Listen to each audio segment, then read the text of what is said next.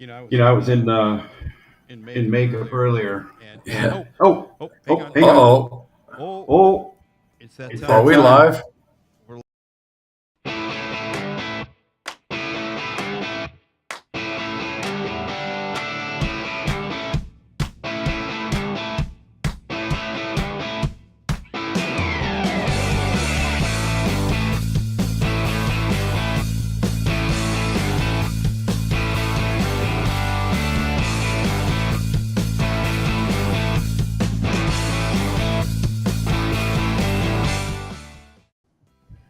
Oh.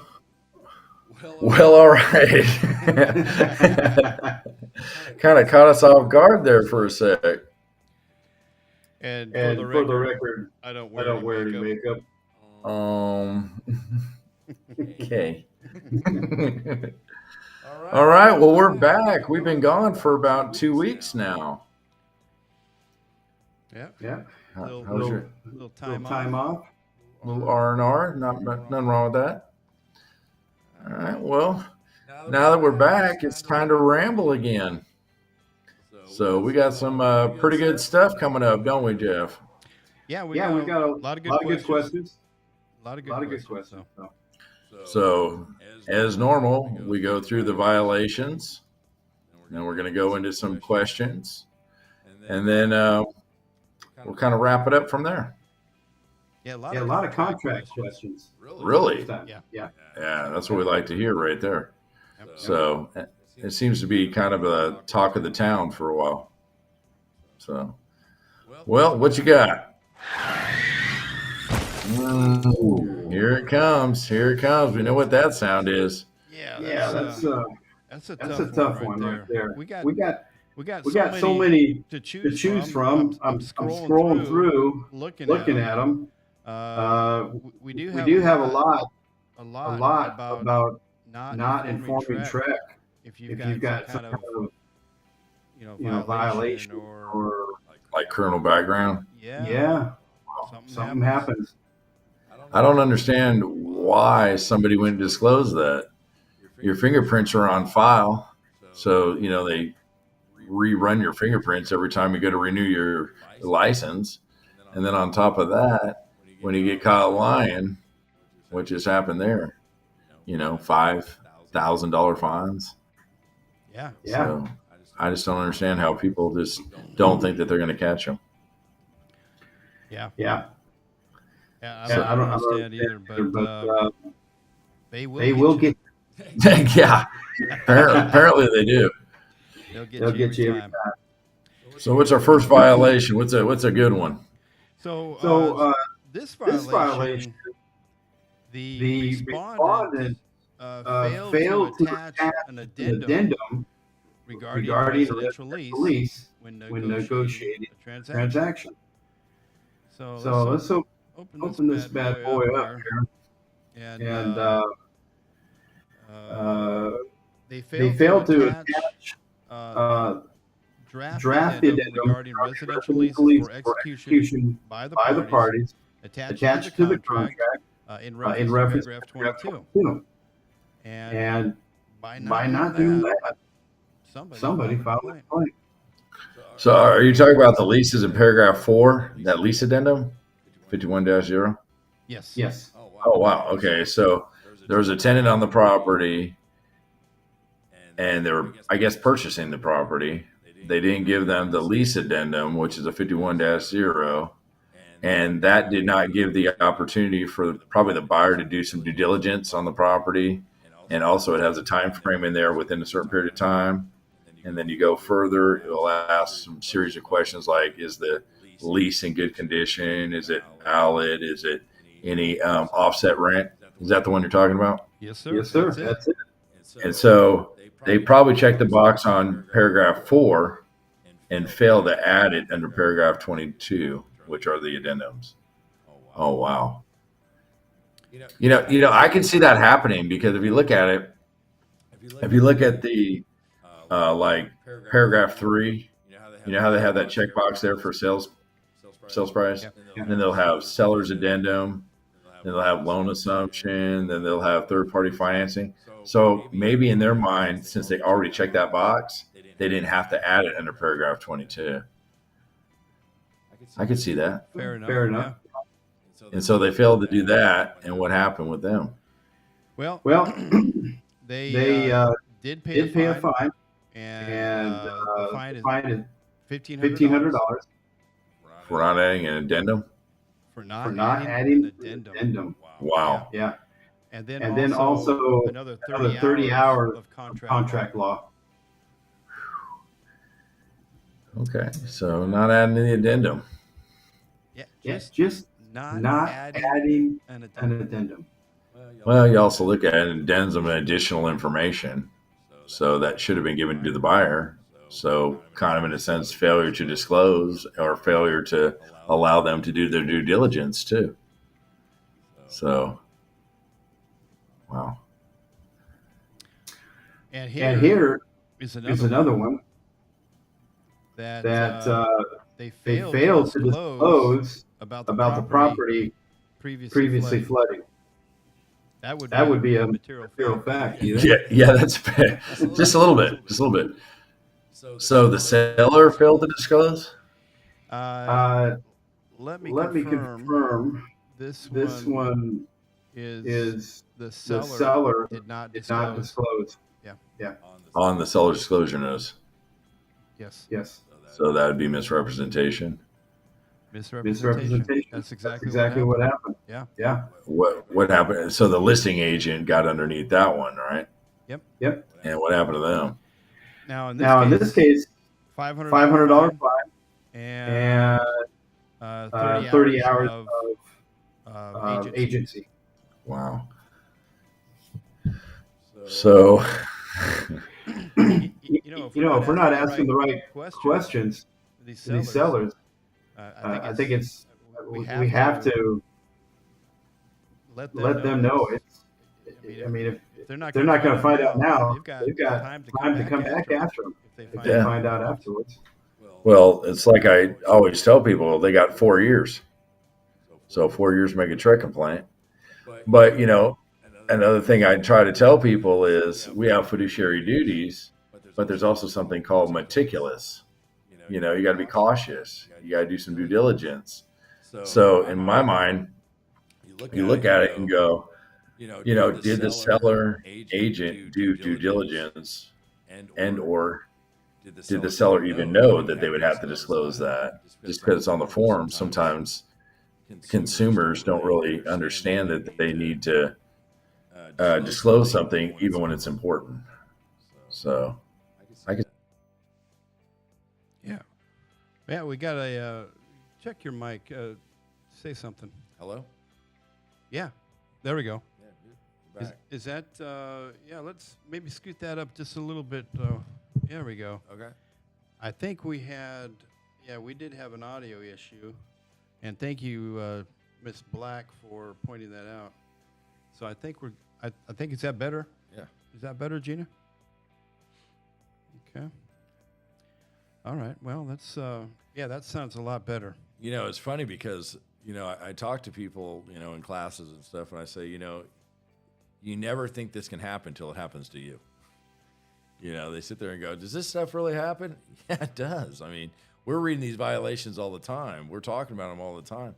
And the things that you don't think that can happen. And that's just a simple, didn't fail to disclose. It was, a checkbox in a sense, and not doing the proper verifications on verifying the property that you're selling in some situations. And, asking the seller to be, hey, when you're filling out this form, you need to be true and correct on this thing, even though it says to the best of your knowledge. You need to start paying attention to this, and I guarantee that the sellers would know if their house flooded. Yeah. That's absolutely. not one of those things. Oh, I don't know if that ever happened. Well, were you swimming in your living room one day? Yeah, then guess what? You were flooding, so you just gotta, I think it's, pushing them a little bit more to say, hey, look, take this a lot more serious. Yeah. And that's one of our responsibilities. Yeah. To guide our our clients and put them in the best position. Absolutely. And I mean, coming back on, just think, it does say seller's disclosure notice, but is the agent still responsible to know if it's flooded before? If you look at it, You know, you can look on FEMA. Yeah. You can look on, you know, if you're in a floodplain, even you can look on your matrix system. You look on your RPR system. So there is some due diligence that could have been performed there to, you know, verify this information. Well, and then also as a listing agent, it might be best to go ahead and have have them pull a clue report. Yeah. And disclose that. Because I guarantee if you had flood damage, you probably had a insurance claim. Right. I mean, so, you know, and I don't know how many times I get clue reports, but they seem to be coming up more and more and more and more as we're going through different scenarios. Right. Right. You know, and then also I'm looking through, and there are a lot of complaints that just not responding timely. If you got a complaint, if you've received a complaint, the broker and you need to respond. And there's just, penalty after penalty. And I think that's a good thing to bring up too, because failure to respond is another complaint. You know, so they give you, 10, 14 days to respond.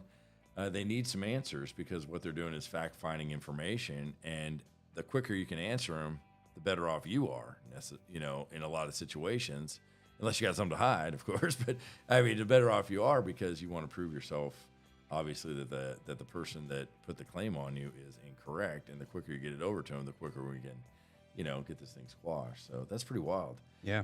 Failure to respond. I think people think, if I put my head in the sand, it just all goes away. That's not necessarily the way that works. So that's definitely a good one to bring up. All right, you got another one? Yeah, I've got another one. This one's a little bit twisted up. Respondent engaged in misrepresentation, dishonesty, or fraud when selling, buying, trading, or leasing real property in the name of the license holder. Oh. So this one here, they were an agent in Texas, real estate agent, performed an act as a broker. What? Yeah. Okay, so here we go. Respondent negotiated a contract between Leisure Ventures, the seller, and Elaine Schroeder, the buyer, for a fourplex. I'm reading the wrong one. Never mind. There we go. That was the first one. Yeah. Okay, now it's going to make sense. Here we go.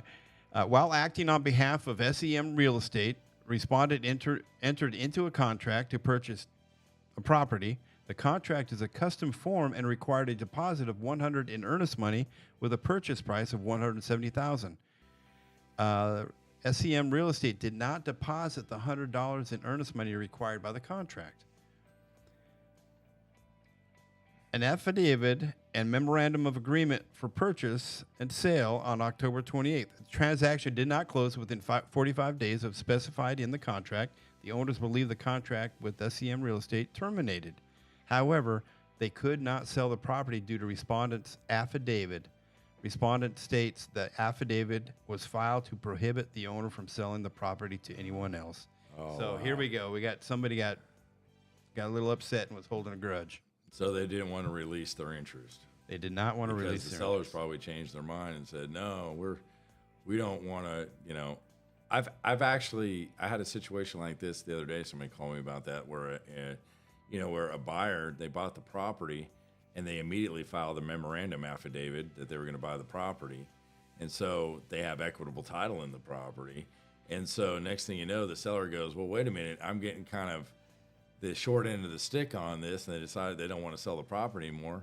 Well, the problem is now they got an affidavit memorandum on it, and now they can go after them to sell that property. So they put them in a bad spot. And so I think that's another good reason to have a real estate agent work on your behalf. And when things like this happen, get legal counsel. If you don't understand what you're signing, you don't understand what's going on, what is this affidavit, what is this all about, and what the repercussions are. I think as a real estate licensee, as a realtor, I would have said, hey, man, you need to get some legal counsel to understand what this actually means before we even enter into the contract.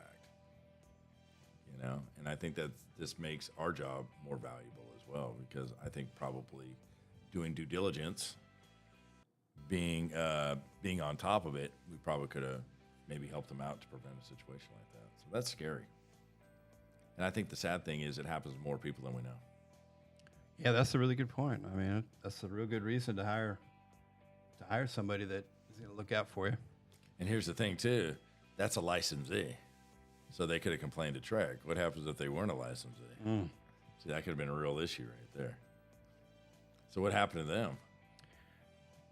I knew you were going to ask that. So let's $1,000 penalty, and let's see if they had any training. No training. Wow. Yeah, just $1,000 penalty. Yeah, just $1,000. Wow. I think that's still, I think that's probably, in my mind, happens more often than we know it does. But unfortunately, that's probably could have been gone really bad real quick. So $1,000, I think they got off good. Yeah. Yeah, absolutely. All right, here's another one. Respondent failed to correct the errors and a buyer purchase. Here we go. Back it up. Boy. Respondent placed an advertisement with incorrect information about a property.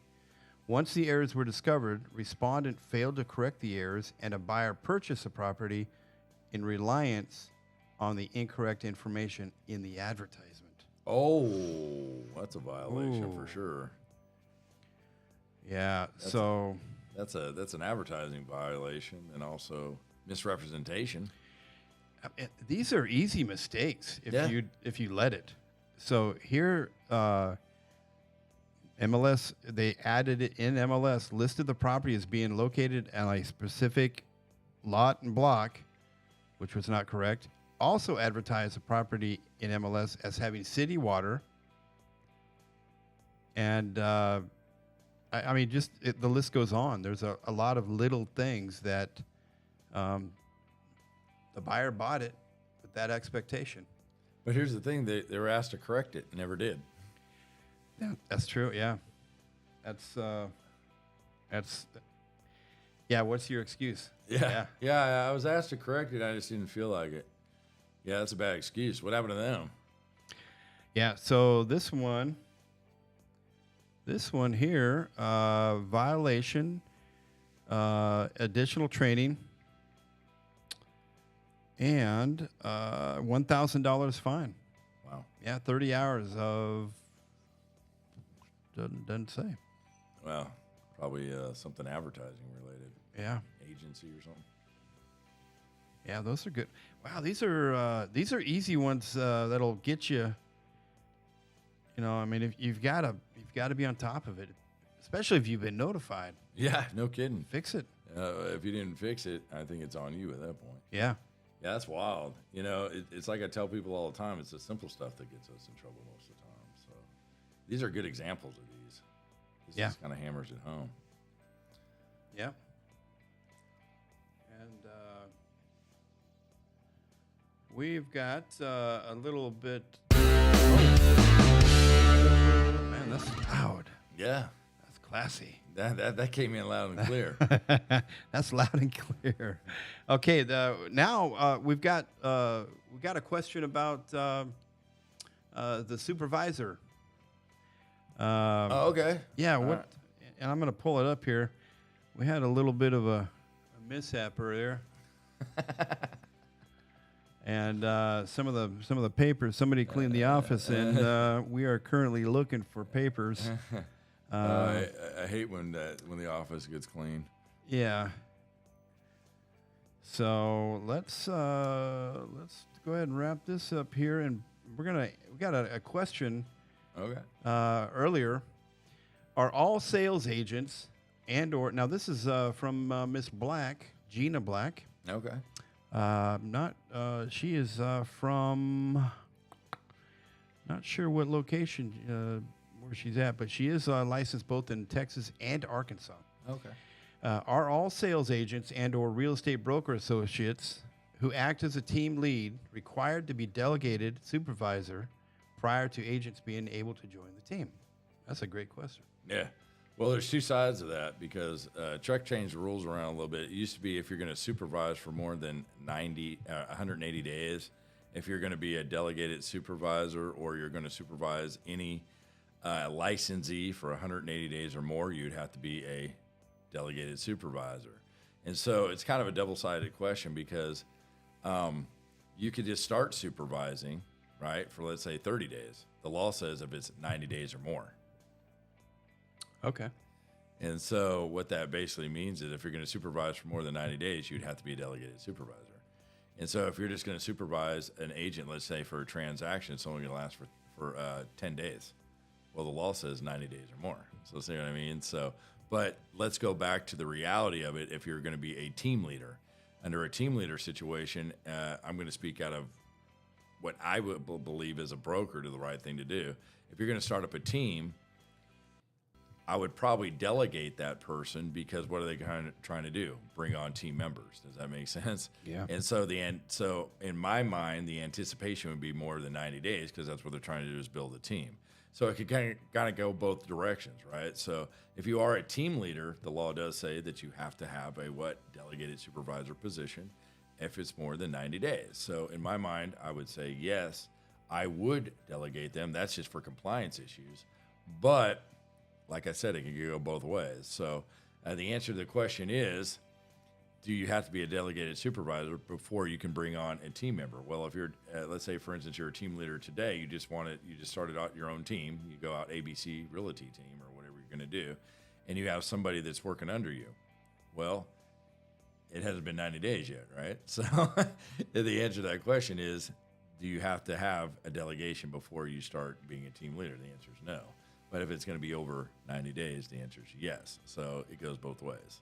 So I hope that kind of helped out a little bit. But in my mind as a broker, yeah, you'd be a delegated team. You'd be a delegated supervisor just to be on the safe side because I'm sure you want your team to last more than 30 days or 10 days or 5 days. Good point. All right. Well, that's a good question. And that is a really good question. Yeah. And to point that out, Gina is actually from Grapevine, Texas. Grapevine! In the house? Yeah. But here, I'm trying to find, we've got a question about, the seller, the flood, and I'm trying to find the question again. They're asking about the contract when submitting an offer, the seller disclosure, that section about the seller disclosing about the flood areas. And what if that doesn't get filled out? Because, who's responsible for filling that out was their question. Well, under the seller's disclosure notice, the flood, no. Is it the seller's disclosure notice or is it on the contract? On the contract. Like on on a farmer ranch or an unapproved, it's under 7E or 7H? Yes. Whose responsibility is that? Well, you look at it and go, it's kind of hard for a seller. I apologize. It's kind of hard for a buyer's agent to know. Does that make sense? Yeah. But on the flip side of it, on the listing, if they post a listing up there, it'll say it's not in a floodplain. So in my mind, this is what this has been brought up many times in class because you look at it and go, how could a buyer's agent properly fill that out? Unless, because a lot of times it's land, there's no seller's disclosure notice, right? So you look at it and go, there might be a property condition form or there might be a exhibit or something. So in my mind, if I was on the listing side of things, this is just me, it makes life a little bit easier. If I was going to take a listing on a farm and ranch or a unapproved property, I would have the sellers fill that little section out right there and then post it on the MLS. So that way you can also use it for a supplemental document like an exhibit, if you will. And so when the buyer's agent goes to fill out the contract, it's already filled out for them, so it comes across correctly. Or you can also have the buyer's agent fill out the form and then present it to the seller, and they can make the changes on it, right? And then they can send it back to the buyer's agent as well. So, yeah, that's and that's how I've done it in the past. But what if, it's one of the things I check is to make sure that they've checked it off. What if they don't? Nobody checks it. I think that's. Well, nobody checks it. That's failure to disclose, right? So you look at it and go. It asks a series of questions. Is it in a floodplain? Is it in a partial floodplain? Is it in a, they got all these questions. Yeah. And so as a listing agent, if I presented that to the seller and that wasn't, obviously you go through the contract with them, I would probably stop at that point right there and say, hey, are you in a floodplain? We got to make sure that we disclose that. So If it's not, guess what? We can only go off what the seller's telling us too. Yeah. So they hold responsibility for that. So in this situation, it goes on to say that the seller's agent's assistant did not, they sent it to their buyer or their seller in DocuSign or whatever the other one is. But if they don't know to give them the seller has to check off a box and do that, then it's not going to get done. And that's why she was asking, hey, what? I would probably, if I had an assistant doing it, me personally, I can just talk you out of me. I would double check the assistant's work. Yeah. I mean, I always double check the assistant's work. And then number two, as a, let's say you do get it under contract. All right. So let's say the seller's agent should have seen it by now, right? They got to see the contract sooner or later because they're probably getting CC'd on this thing. And if you go, oh, wait a second here, this was not filled out, you can call the seller at that point in time and say, hey, whoa, we're under contract. I get it. They got an option period or whatever we're doing here, but we may have to write an amendment to the contract to, go back and disclose those items. Yeah. That would probably be the best way to handle that. Yeah, I think so. That's good. Yeah, good answer. Okay, well, that was a good question. Yeah, it really was. I mean, and I could see that being a problem. Because I often wonder, and of course on the flip side too, and let's go on the other side too, because even as the buyer's agent, they got to have some due diligence, right? Meticulous due diligence. And as a buyer's agent, before I even wrote a contract on that actual property, we would do everything humanly possible to find out if it really wasn't a floodplain. Go to FEMA, right? Go on the flood maps, go on to whatever. And sometimes they're not updated. I'm not gonna lie. Sometimes something happened and we don't not aware of it. But if we did the proper due diligence before we wrote up the contract, we probably should have known a lot of those questions, or at least if it was in a full-blown floodplain, maybe not partial but full. I can't tell you how many times we've done land deals, and we pulled up the flood map, and it's like, it's 15 acre or 20 acres or whatever, and we pull up the floodplain, and what happens? It's in the right-hand corner, right there on the side on the back fence. But how did you do that? Due diligence. Yeah. So that would be partial floodplain at that point in time. Yeah. So see what I mean? So, there's also responsibility on our side of things before we start writing out the offer as well. What I would probably do is as the buyer's agent, I mean, let's just be real here. I would have probably done the due diligence, pulled up all the information, and then called the listing agent before I even fill out that document. I mean, why even get into a situation where you don't even have to? Yeah. So that could have been the best way to do it. So if they didn't fill it out or nobody filled it out and they find out it's in a floodplain, that's a problem. The buyer agent owns some responsibility Absolutely. on that. Before whether the seller discloses or not. I mean, there's some due diligence there. And then when you're selling land, I feel when we're selling land, we have a lot more, I'm going to say, due diligence than selling a property, especially when it comes to that kind of stuff, because people buy land to build a house. People buy land to use that land. And we got to figure out, we got to do that due diligence on if they can even use that parcel of property or what they're actually going to use it for. So, and, I think there's liability on both sides right there. Yeah. As a good buying agent, I mean, we've done it a million times, pull up the floodplains, pull up these maps. So that is just one of the things: transmission lines, railroads, pipelines, floodplains, floodways. I mean, those are basic. Yeah. When you're selling land, and that's I believe is another reason why, if you're going to sell farm and ranch or you're going to sell land, these are questions that we need to, as a buyer's agent needs to know as well, because that's due diligence for that buyer. And on the flip side, there's many websites where we're going to find them. I mean, it's public knowledge. Yeah. I mean, you can walk out there with Land Glide or Land ID, whatever it's called, that app. I think it's Land Glide, or they might have changed the name of it, but it's the same concept. You can walk out there and find out where the property lines are. You can even find out where the gas lines are. You can find out where the wells are. I mean, on an app. And so, I think a lot of it we should have probably known before we filled out that document. Right. And that's why we also have option periods too. Now that and option periods are available for land as well, right? Absolutely. So absolutely, it doesn't necessarily need to have time for a home inspector.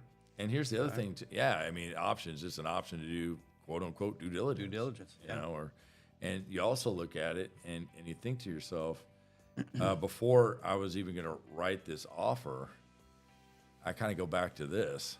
You should have a list of questions, you know, in your mind to be able to ask that buyer, what are they using the property for? What do you really, you know, what's the use of this?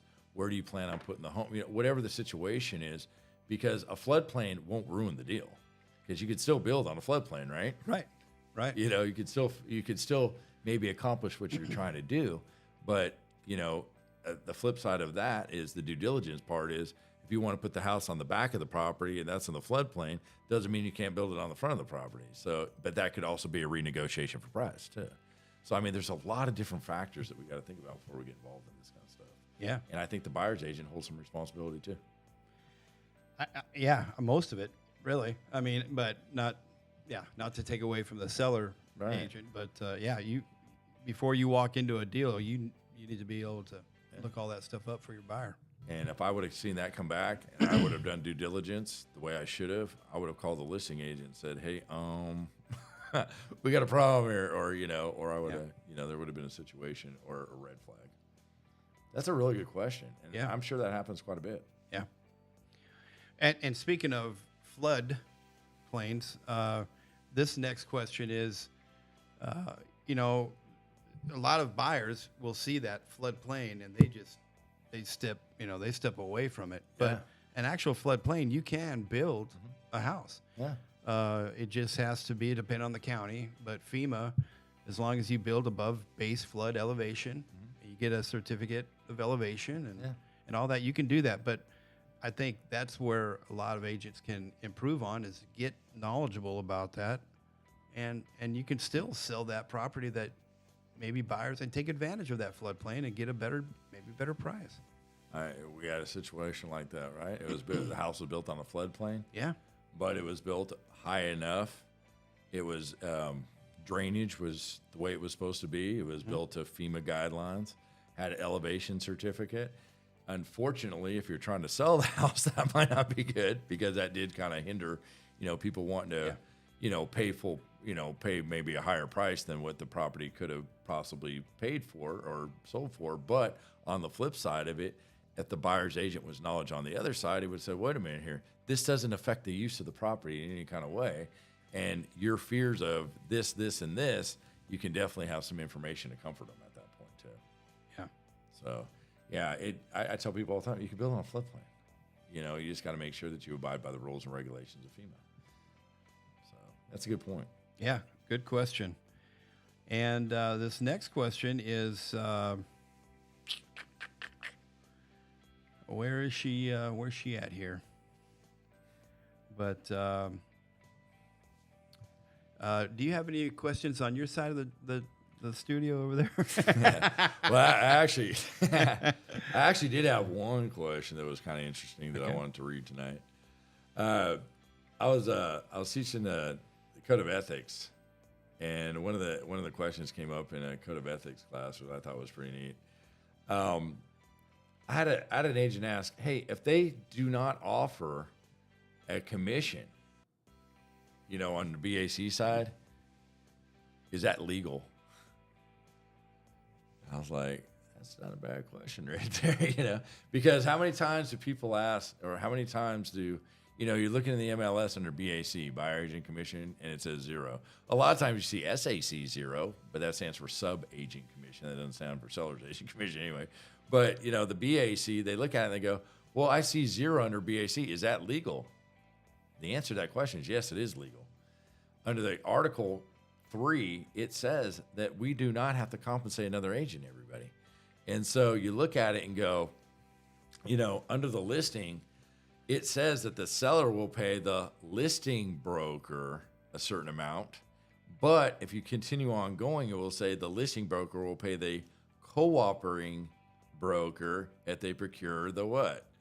Buyer. So that's why they have lines there for 0, 1, or whatever else they want to pay. And so do they have to pay? No. Is it illegal if they don't pay? And that's another reason why I encourage people to get a buyer rep. You know, we had a situation where we had a house. It was that, the seller said, and this is getting more popular, the seller said, hey, I want to pay you to do your job, but I don't want to have to pay the buyer's agent, which is starting to happen. I mean, it's happened to, I've actually had 5 incidences where this has happened so far. So, and the agent was like, this isn't fair. What's not fair about it? Tell me what's not fair. Because, we're offering 1%. At least you're getting something. Does that make sense? Yeah. Well, then the agent's like, well, can you negotiate with the seller more? No, they already negotiated what they wanted.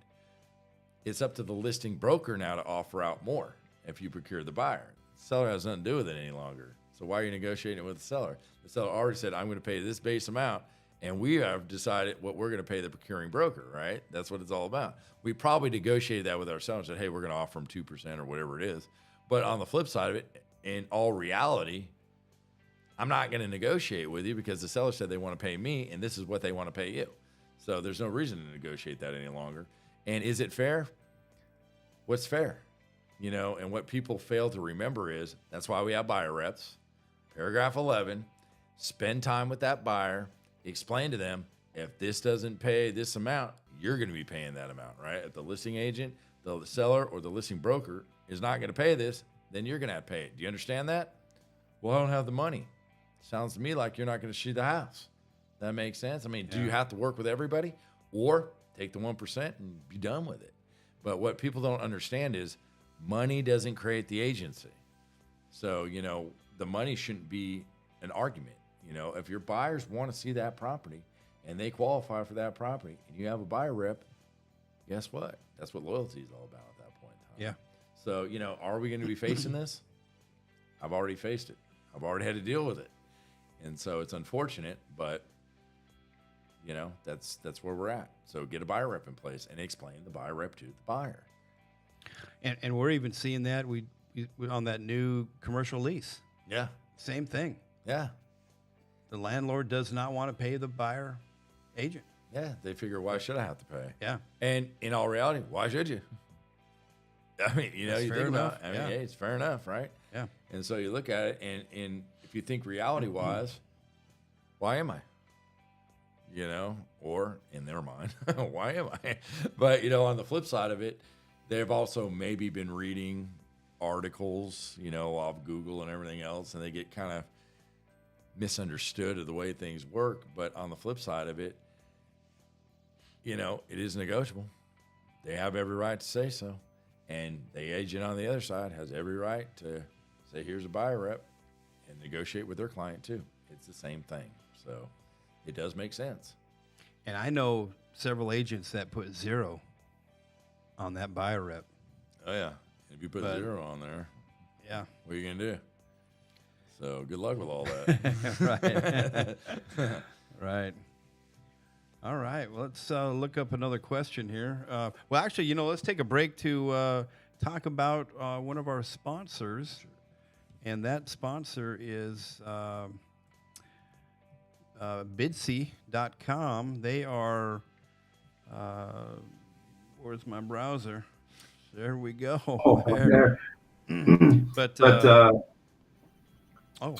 okay, we got a bad mic on that one.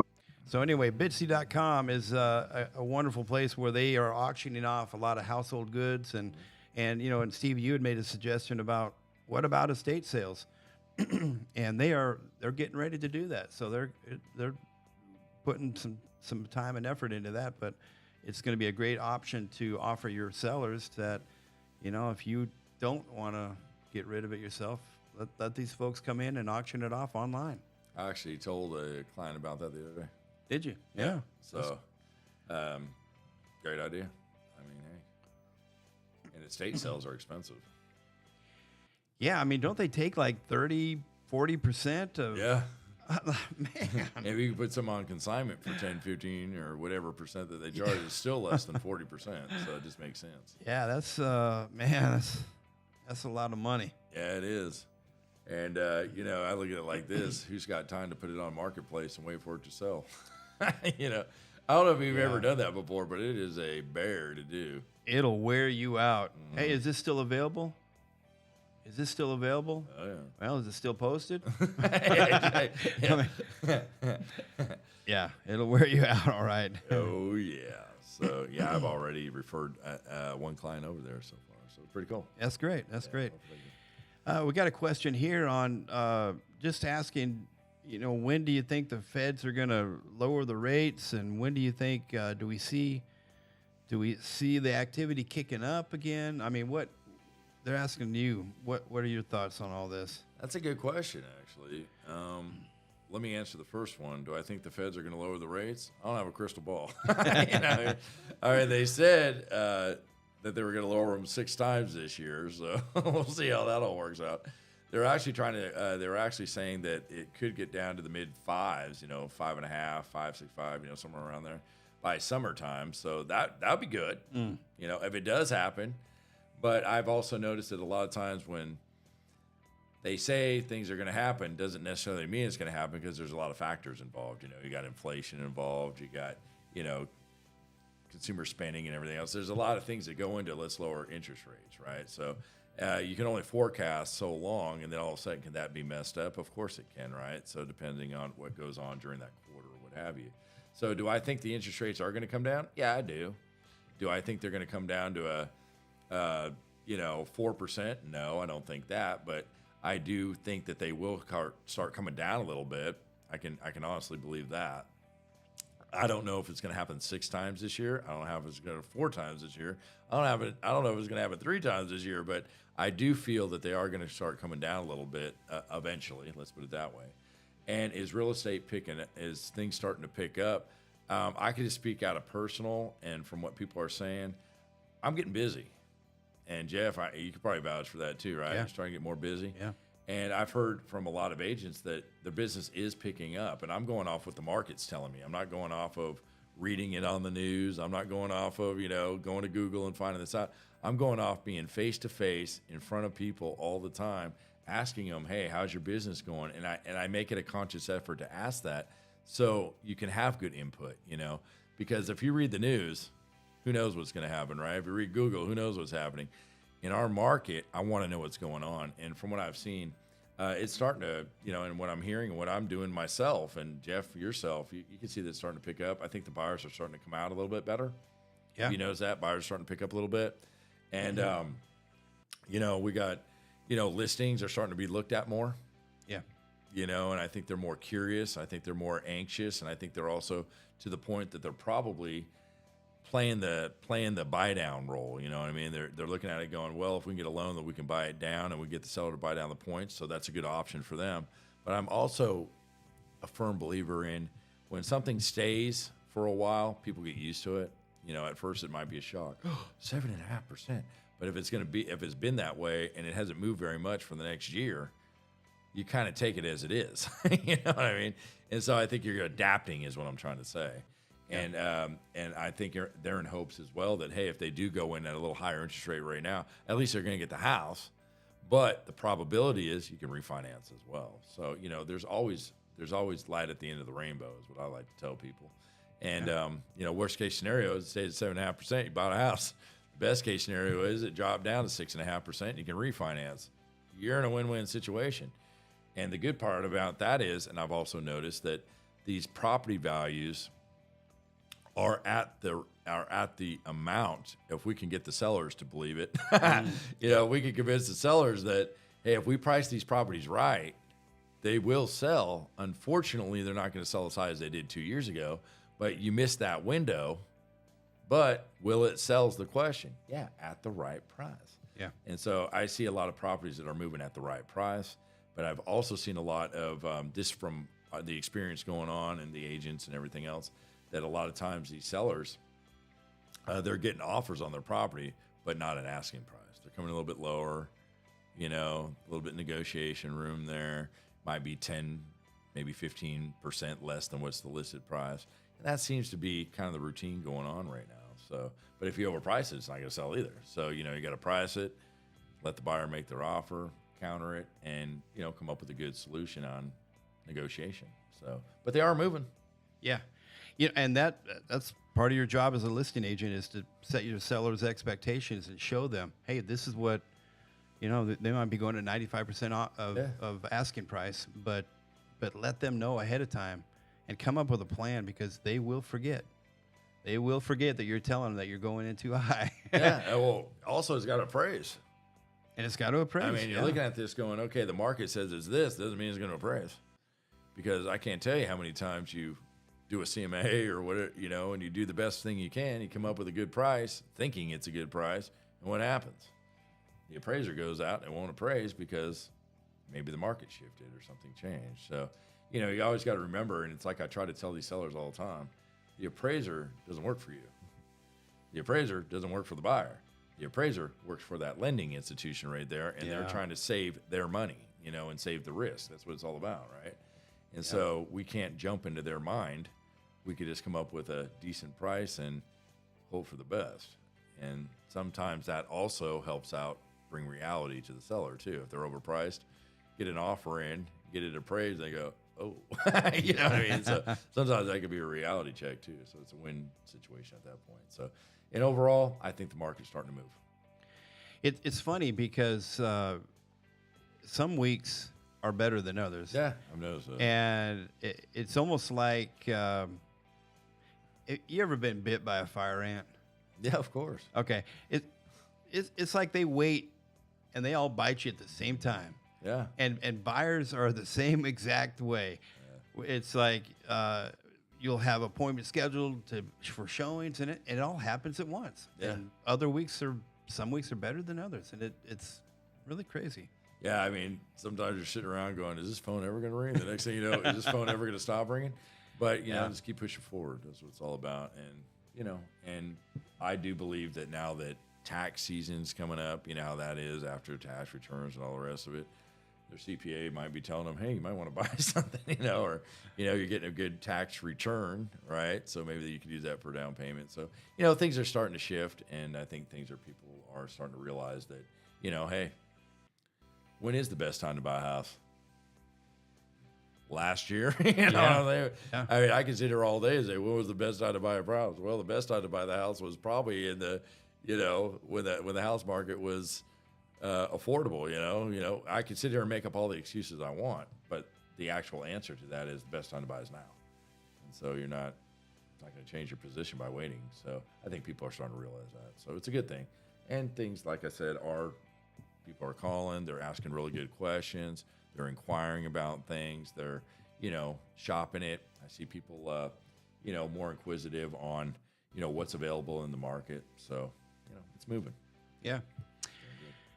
I got another question here, and this one, they're asking, you know, should, for a listing, in reference to a listing, should the seller, you know, replace the flooring, replace the countertops, paint the interior? You know, what should they do and what shouldn't they do? I mean, I don't know that there's one blanket statement for this. Yeah. You know, but. I got a blanket statement. Get a stager. I'm probably the worst person on the planet to tell you how to decorate. I'm going to be completely honest with you. I'm not good at it. That's why we have professionals. But you also look at, whenever I go out to a seller's house to list their property, I tell them I look at it the way a buyer would. You know, I'm not trying to be mean by no means, but if you want to sell your house, you got to look at it as a buyer would look at it. Yeah. And, you know, you look at the, you know, paint. If the paint's chipping out the walls, that's an obvious deal. You know what I mean? If it's outdated paint, like bright green wall or something, you know, I mean, there are certain things that jump right out at you. Flooring, you know, obviously you can look at the flooring. If it's outdated flooring, you got Pergo. That's probably not too good, right? And so, you know, updating the floor, would that make sense? Well, it depends on also what the market and what market you're in. Because a lot of times you can just give them a floor allowance. You know, and I've seen that happen too, to where, hey, you give us a full price offer, we'll credit you back $5,000 for the floor. You know, so you look at it and go, do you actually have to do the work? Well, I look at it this way. If it's cosmetic and will make it look better, that's an appearance issue, right? Not necessarily do I have to rip out the floor and put in a new floor right away. Some people might not want a new carpet. You know what I'm saying? Or some people might say, hey, look, just credit me back $3,000. I can get the carpet done myself. And then that way they can choose what type of carpet they want to put in too. Because If I put in a carpet, that could be low grade. Yeah. Or I could put in commercial carpet. You know, what do you want? And so I think depends on the situation and how obvious that it needs to be updated, let's put it that way, and or fixed. I think you take it piece by piece by piece by piece. Yeah. And sometimes just giving floor allowances works out pretty well. And as me as a buyer, I'll be honest, if I walked into a house and I saw a pergo on the floor and you say you're going to give me an allowance, I'd rather you give me the allowance so I can choose the floor that's going to be put in there at that point in time. And I think it's a lot safer for the seller too, because if you think about it, if the seller replaced that floor, they go under contract, they replace the floor, let's just say, and the buyer can't get the loan, or they can't get through, or they can't go through the contract. Next thing you know, you just paid $10,000 for an engineered wood floor, you know, mahogany in color, and you look at it and go, now I'm stuck with this floor, and not everybody might say that they want that floor. You see what I mean? Yeah. So it kind of goes all different directions at that point in time. So that's why, you know, having a stager might be a good idea, or maybe offering credit if it's a issue such as that. And I see that pushing it a little bit better. That'd be me as a buyer personally. I wouldn't want you picking my floor. You know, I'd say, hey, that doesn't even match our furniture. You know what I mean? Right. So right. Makes sense. Yeah. Yeah. That question can be answered multiple ways. It's 10,000 different ways. Yeah. I guarantee that. And then also, I mean, if you get quotes to get the flooring, get the paint, get the countertops, and then go and look at what's the competition in that area for those. Yeah.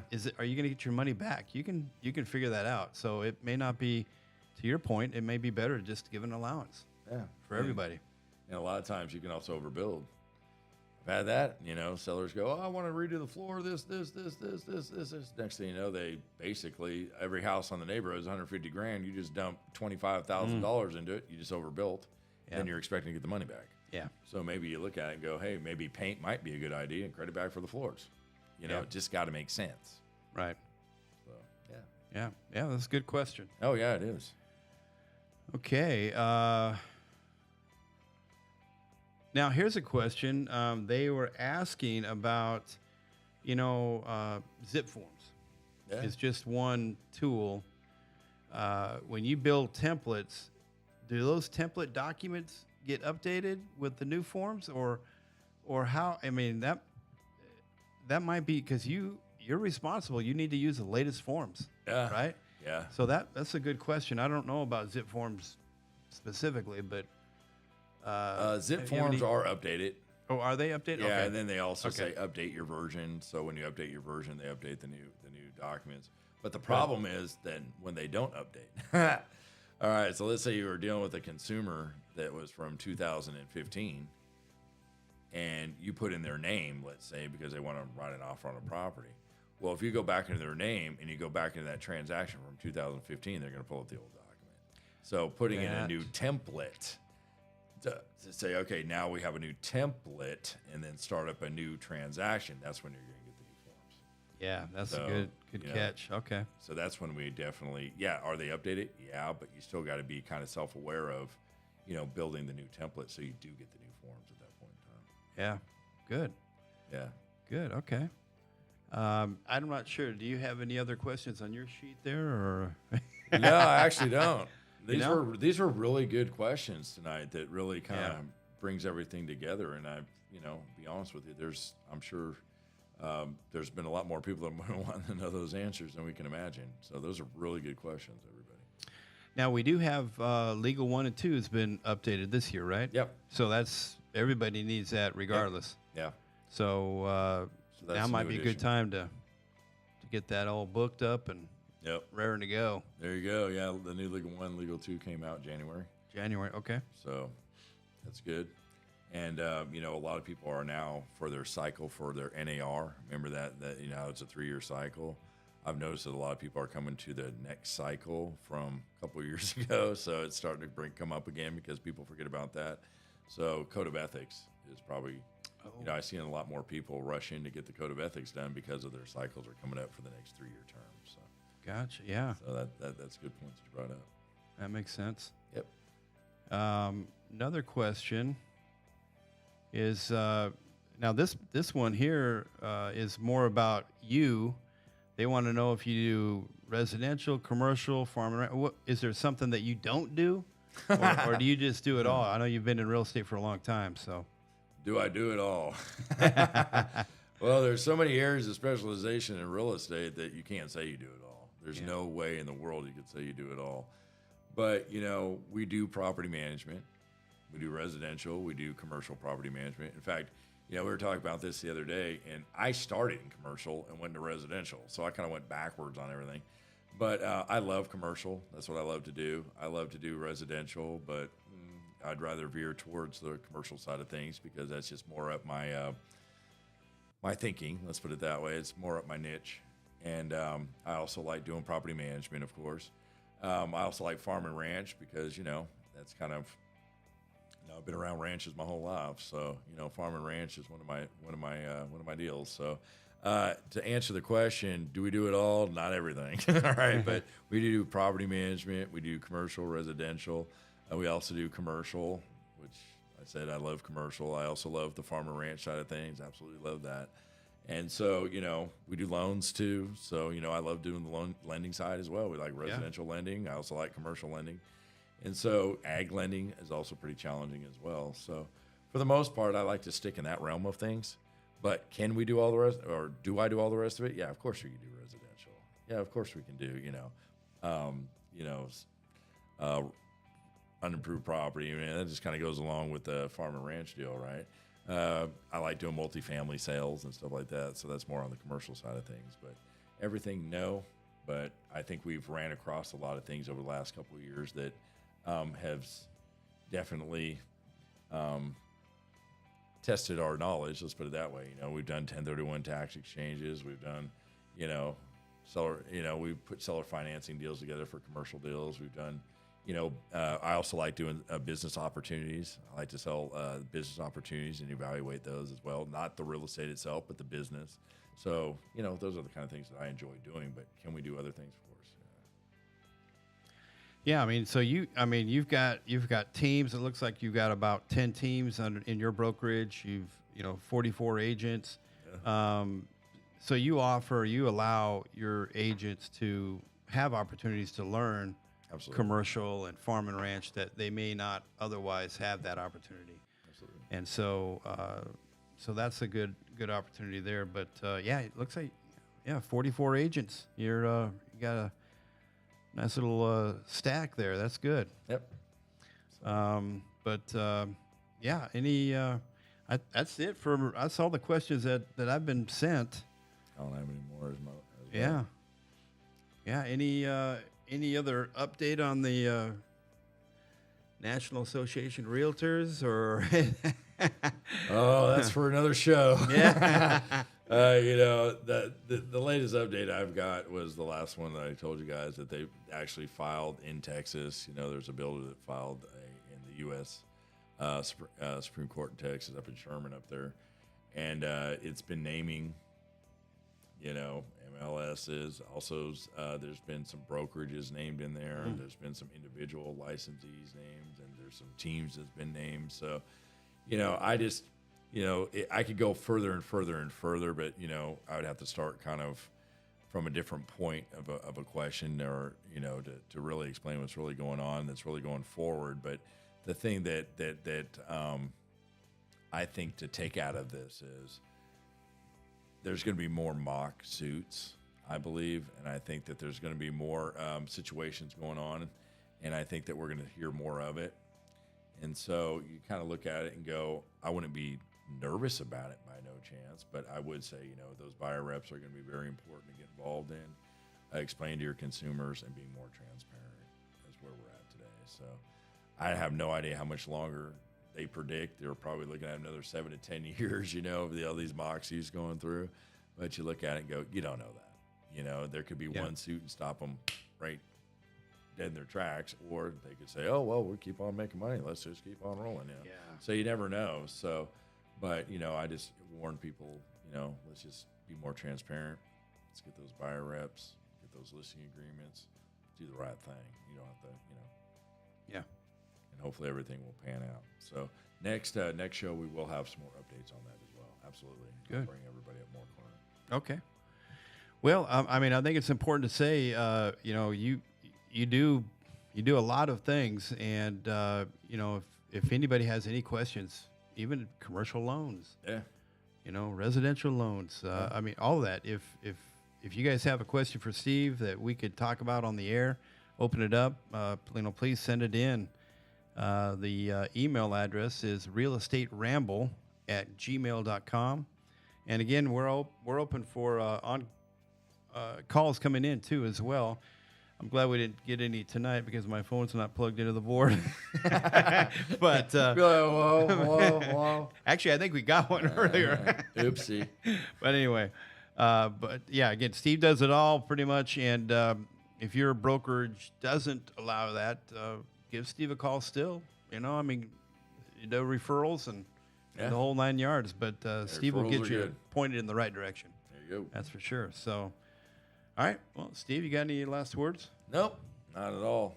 I think that we covered a lot of ground today. I think we got some great questions. I really love these questions everybody brought in. I think they were really down to earth questions of what we're facing. So that's awesome. Yeah. So again, I just appreciate your time. And if anybody has any other, wanting to bring in some more questions, absolutely, positively, more than happy to answer them on the air for you. And or you could always just email them and say, hey, I don't want it even mentioned on the air, and we can kind of lead you the right direction as well. Let's put it that way, right? So I just appreciate everybody tonight, and we're going to come back in next week or 2 weeks, right? We're doing every 2 weeks. So the next show will be the 29th, same time. Okay, and we're going to have some updates on the NAR. I'm glad you brought that up. And we're going to also bring on a guest speaker. And, I'm going to have a nice little interview with somebody. So Good. I'm going to let you guys be in suspense. So we'll have a guest speaker, and we're just going to keep on going forward. So appreciate everybody. And that's all I have. All right. Well, that is a wrap. All right. All right.